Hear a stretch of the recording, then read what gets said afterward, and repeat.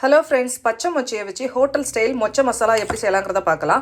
இது என்னுடைய சின்ன வயசில் திருநெல்வேலியில் ஹோட்டலில் வாழை இலையில் அழகாக மடித்து தருவாங்க. அதை பார்க்குறதுக்கும் ரொம்ப அழகாக இருக்கும், அது சாப்பிட்றதுக்கும் ரொம்ப டேஸ்ட்டாக இருக்கும். இது எப்படி செய்யலாங்கிறத பார்க்கலாம். அதுக்கு இந்த மாதிரி வெள்ளை மொச்சையை ட்ரை மொச்சை கடையில் கிடைக்கும், அதை வாங்கிக்கோங்க. 1 கப் அளவுக்கு மொச்சையை நல்லா வாஷ் பண்ணிட்டு தேவையான அளவுக்கு தண்ணியை ஊற்றி ஓவர் நைட்டு நான் நல்லா ஊற வச்சுருக்கிறேன். அதை ஒரு 3 லிட்டர் குக்கரில் சேர்த்துட்டு தேவையான அளவுக்கு தண்ணியை ஊற்றிட்டு கொஞ்சம் 1/4 டீஸ்பூன் உப்பு சேர்த்துட்டு ஒரு 2 விசில் வச்சு எடுத்துக்கோங்க.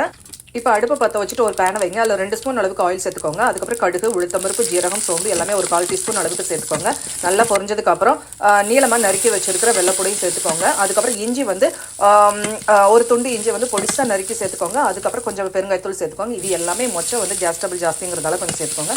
அதுக்கப்புறம் நீளமாக நறுக்கின வெங்காயம் சேர்த்துக்கோங்க. அதுக்கப்புறம் பச்சை மிளகா ஒரு 4-5 நல்ல காரத்துக்கு தகுந்த அளவுக்கு சேர்த்துக்கோங்க. கொஞ்சம் கருவேப்பிலையை சேர்த்துட்டு நல்லா பல ஆகிற தண்டி வதக்கிக்கோங்க. அதுக்கப்புறம் கொஞ்சம் போல் 1/4 டீஸ்பூன் அளவுக்கு மஞ்சள் சேர்த்துட்டு மஞ்சத்தூளுடைய பச்சை வாசனை போகிற அளவுக்கு நல்லா வதக்கி விட்டுட்டு மொச்சை வேக வச்ச தண்ணியோடு சேர்த்துக்கோங்க. அதுக்கப்புறம் தேவையான அளவுக்கு மட்டும் கொஞ்சம் உப்பு சேர்த்துக்கோங்க. ஏற்கனவே நம்ம உப்பு சேர்த்துருக்கோம், அதனால் கொஞ்சம் போல் உப்பு சேர்த்துட்டு நல்லா கொதிக்க விடுங்க. நல்லா கொதிச்சதுக்கப்புறம் 2 ஸ்பூன் அளவுக்கு கடலை மாவை ஒரு 1/4 டம்ளர் அளவுக்கு தண்ணியில் நல்லா கரைச்சி சேர்த்துக்கோங்க. நல்லா கொதி வந்ததுக்கப்புறம் கொத்தமல்லி தூவி இறக்கினா சூப்பரான மொச்சை மசாலா ரெடி. கண்டிப்பாக இது தயிர் சாதம், பழைய சாதத்துக்கு வச்சு சாப்பிட்டு பாருங்கள், டேஸ்ட்டு சூப்பராக இருக்கும். செஞ்சு பாருங்கள்.